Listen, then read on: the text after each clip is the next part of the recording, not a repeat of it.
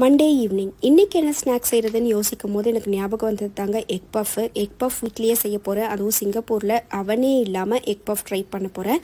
பேனில் தான் செஞ்சுருக்கேன். வாங்க எப்படி செய்கிறதுன்னு பார்க்கலாம். இதுக்கு மைதா மாவு தாங்க நான் எடுத்திருக்கேன். அதுக்கு நான் எதுவுமே தயிர் எதுவுமே சேர்க்காமல் வெறும் மைதா மாவு தான் பூரிக்கு மாவு பிசைகிற மாதிரி கொஞ்சம் டைட்டாகவே தான் பிசைஞ்சு வச்சுருக்கேன்.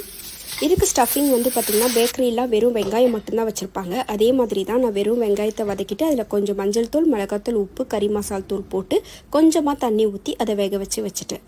இதுக்கு நான் ஒரு 250 கிராம்ஸ் தாங்க மாவு எடுத்திருந்தேன். கரெக்டாக 4 உருண்டை வந்தது. இதை நம்ம சப்பாத்திக்கு தேய்க்கிற மாதிரி நல்லா மெல்லிசாக தேய்ச்சிக்கலாம். அப்போ தான் நமக்கு சாஃப்டாக வரும். இந்த 4த்தையுமே நம்ம ஃபுல்லாகவே திரட்டி வச்சுக்கணும். அதுக்கப்புறம் ஒன்று தான் போட்டு அதுக்கு மேலே நம்ம எண்ணெய் ஊற்றி கொஞ்சம் நல்லா தடவி விட்டுக்கணும். எண்ணெயும் போட்டுக்கலாம், இல்லை நம்ம பட்டரும் போட்டுக்கலாம். அதுக்கு மேலே நல்லா மாவு ஸ்ப்ரிங்கிள் பண்ணிவிட்டு ஒரு லேயராக போட்டு அதுக்கப்புறம் திரட்டி எடுத்துக்கணும். இல்லை ஸ்டஃபிங் எல்லாம் வச்சு ஒரு ½ அன் ஹவர் சிம்மில் வச்சு ரெடி பண்ணணும். சூப்பரான முட்டை பஃப் ரெடி ஆகிடுங்க. பிடிச்சிருந்தா லைக் பண்ணுங்கள்.